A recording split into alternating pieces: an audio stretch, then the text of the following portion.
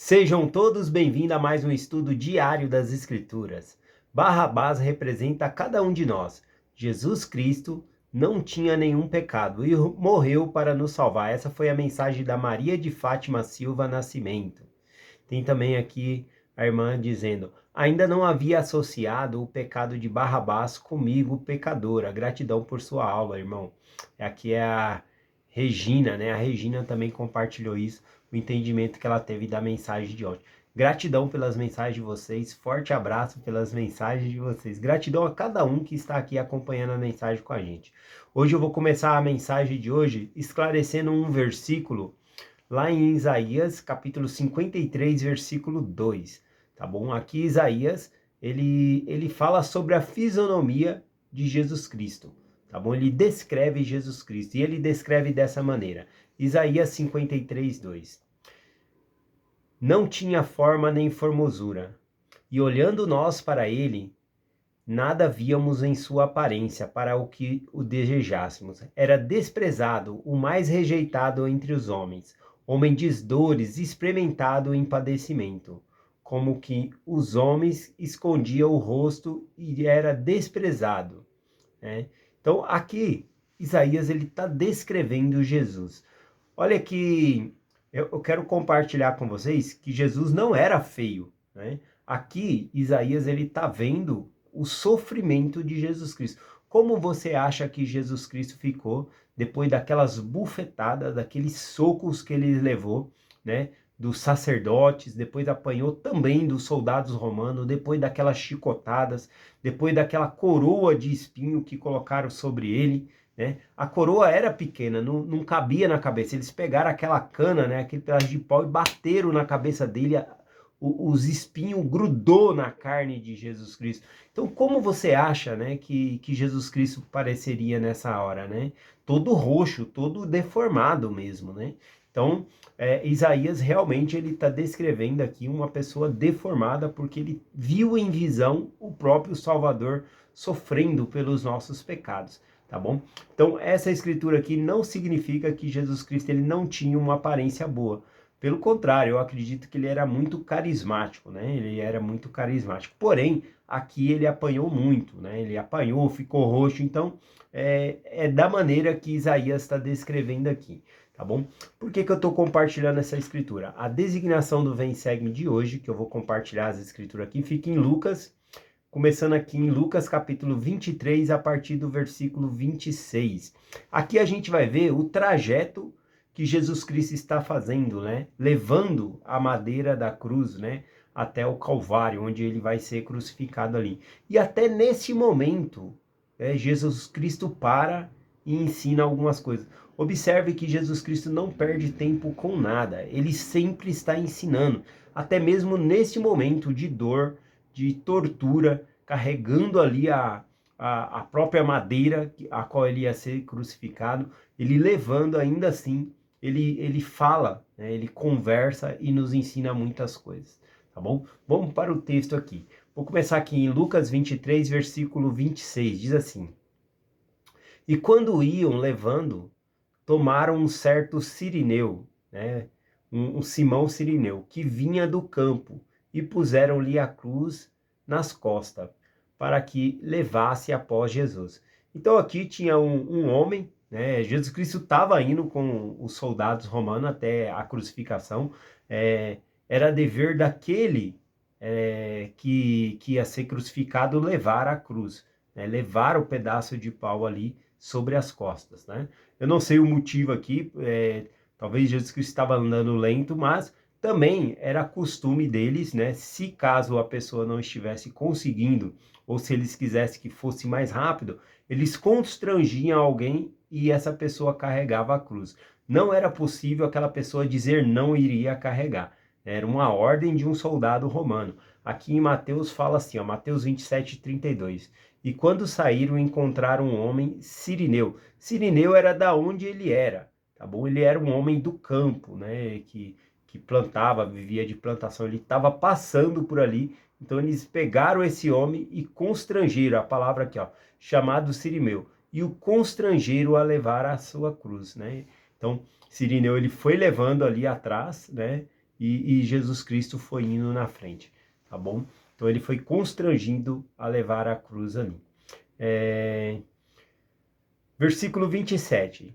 E seguindo grande multidão de povo e de mulheres, das quais batiam no peito e se lamentavam. Então aqui era uma outra expressão que os judeus usavam para se lamentar. E aqui está falando especificamente das mulheres, porque Jesus vai se dirigir a essas mulheres. Ele vai ensinar algo para essas mulheres aqui. Então conta que essas mulheres, batiam no peito e lamentavam o que estava acontecendo com Jesus Cristo ali naquele momento. Ou seja, os judeus, eles são muito expressivos na forma de... Eles rasgam suas vestes, eles choram alto, né? E aqui as mulheres estavam batendo no peito, lamentando ao ver Jesus Cristo naquele estado. Aqui mostra para nós também que nem todos concordavam com aquilo que estava acontecendo, apesar de muitos naquela ocasião dizer crucificai ou crucificai-vos, isso não significa que 100% do povo, né, era a favor da crucificação. Então essas mulheres mesmo, elas estavam lamentando, vendo ali o que estava acontecendo com Jesus. Mas Jesus se dirige a elas, aqui no versículo 28. Porém Jesus, voltando-se para elas, talvez bem no momento em que Cirineu, né, ele tem que carregar a cruz, né, passa ali para Cirineu, Jesus Cristo vai para frente, né? Cirineu tem que ir arrastando ali atrás, né? Talvez nesse momento é que Jesus Cristo ele para ali e fala algo para as mulheres, tá bom? Aliás, aqui diz que uma grande multidão ia seguindo, né? Como se fosse uma procissão mesmo, né? Indo ali para a crucificação. Então, nesse momento, Jesus Cristo ele ensina algo para essas mulheres que estavam chorando. Eu acho que é algo natural, né? Você vê uma pessoa chorando, uma pessoa que você ama, você vai chorar também, né? E aqui Jesus Cristo diz no versículo 28, porém Jesus, voltando-se para elas, disse, filhas de Jerusalém, não choreis por mim, chorai antes por vós mesma e por vossos filhos. Veja que Jesus Cristo fala, olha, vocês não têm que se lamentar por mim, não. Vocês têm que se lamentar por vocês, né? Por vocês e pelos vossos filhos, né? Porque aqui eu tenho ideia de que Jesus Cristo, ele teve aquela visão da destruição de Jerusalém, que está registrada aí em Mateus capítulo 24. No capítulo 23 de Mateus, fala que ele estava no monte, né, e ele via Jerusalém e dizia, né, Jerusalém, Jerusalém, que apedreja os profetas. Quantas vezes quis eu ajuntar-vos, né, como uma galinha ajunta os seus pintos debaixo de suas asas e vocês não quiseste. Então Jesus Cristo viu em visão toda a destruição de Jerusalém. E ele sabia o que aguardava aquela cidade, que agora estava, além de ter matado os profetas, iria matar o próprio Filho de Deus. Então aqui Jesus Cristo fala para as mulheres, vocês estão chorando por mim? Chora por vocês, né? Vocês têm que chorar pelos vossos filhos. O que vai vir sobre vocês é terrível. Repare que havia outras pessoas ali, né, com certeza, mas ele está se dirigindo justamente às mulheres de Jerusalém, porque é Jerusalém que vai ser destruída, né? Ela vai ser cercada ali e vai ser destruída, tá bom? Continuando aqui, né, vamos aqui para o versículo 29, ele diz, porque eis que hão de vir dias em que dirão, bem-aventuradas as estéreos, e bem-aventurado as que não geraram, e os de peito as que não amamentaram. Veja, para os judeus era uma grande bênção. Bem-aventurado significa bem feliz, bem sortudo, bem... É uma pessoa muito bem mesmo, né? Feliz. E ele falando, bem-aventurado, ele está usando no sentido ao contrário. Porque para uma mulher judia, que ela não podia ter filho, que era estéril, né? Para ela era uma vergonha, era uma lamentação. Ter filhos era um sinal de alegria, felicidade, era ser bem-aventurado, né? E aí ele está falando ao contrário, né? Olha, bem-aventurado a que não teve filho. Bem-aventurado aquela que não está amamentando. Bem-aventurado aquela que não tem crianças. Porque o sofrimento vai ser tão grande em Jerusalém. Ele está citando aqui, né? Ele está se relembrando da visão que ele viu, que Jerusalém vai ser cercada por um período de 3 anos. Flávio Josefo retrata bem né, essa história aqui, né, do que aconteceu em Jerusalém, eles morrendo de fome, né, cercado ali por 3 anos, né, o mantimento não dura para sempre, então eles estavam morrendo de fome ali, prestes a morrer de fome, alguns morreram, na verdade, de fome ali, era briga por causa de comida, várias coisas aconteceram ali, e aí então, o que acontece? Jesus Cristo está relatando isso, né, que bem-aventurados que não estiverem ali, né, por isso que ele profetizou em Mateus 24, dizendo, quando vissem os exércitos chegando, fuja para os montes, né, não era para entrar para Jerusalém não, quem entrasse para Jerusalém ia sofrer. E aqui, né, Jesus Cristo ele fala, não chorais por mim não, né, chorai antes por vós, né, e por vossos filhos, né, e bem-aventuradas que não amamentam, as que não têm filho, né? Bem-aventurados são essas, porque o sofrimento vai ser grande. Agora repare, né? O sofrimento que Jesus Cristo está passando, é óbvio, né? Que era um sofrimento muito, muito maior. Porém, o sofrimento de Jesus Cristo culminou com a sua vitória, né? Ele foi recebido em glória por Deus, tá bom? E essas pessoas que morreram em Jerusalém, e essas pessoas que estavam levando o próprio Filho de Deus para ser crucificado, né? E o que seria dessas pessoas? Então, por isso que Jesus Cristo, não chorais por mim não, eu estou sofrendo, mas eu vou ter a glória eterna, né? Cristo ele sempre teve, na verdade, ele nunca perdeu, né? Mas nós, é, se nós, por exemplo, né? Se fosse Jesus Cristo falando, né? Se você está assistindo um filme, vendo ou lendo as Escrituras, retratando aqui, como eu estou mencionando, o sofrimento de Jesus Cristo, e Jesus Cristo pudesse dizer algo para você, né? Talvez nós poderíamos mudar a frase aqui, né? Deixa eu ver aqui como a gente poderia falar. Deixa eu ver se... deixa eu ver... Deixa eu ver qual foi o versículo que eu li. Vocês desculpam que eu tô um pouco lento, né? Tomando o remédio aqui por causa da dor da garganta, dor do ouvido. O remédio deixa eu um pouco lento, um pouco sonolento. O raciocínio fica um pouco lento. Aí eu me perco aqui nas escrituras, tá bom? Mas deixa eu ver aqui. Aqui, ó, versículo 28, né? Que diz aqui, Jesus voltando-se para elas disse, filhas de Jerusalém, não choreis por mim, chorai antes por vós mesmos e por vossos filhos. Acredito que se Jesus Cristo estivesse dizendo para nós, né? Ele diria assim, se fosse em nossos dias, ele diria, não choreis por mim, chorai antes pelos vossos pecados. Chorai antes por vossa destruição. Os nossos pecados é que vai causar as nossas destruição.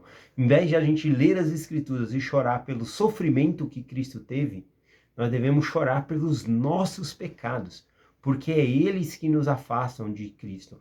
Aliás, são os nossos pecados que causou essa dilaceração a Jesus Cristo, todo esse sofrimento que ele teve, né? Então, acredito que se ele estivesse falando para nós, aqui ele falou para elas no momento porque viria a destruição a Jerusalém ali no ano 70, o templo seria destruído, tudo seria destruído. Então, ele está falando ali para elas, tá bom? Mas para nós, em nosso dia, ele fala, chorai por vós, né? Na segunda vinda vai haver grande destruição. Se nós não estivermos preparados, nós seremos destruídos também, né? Acredito que seria mais nesse tom aqui para nós.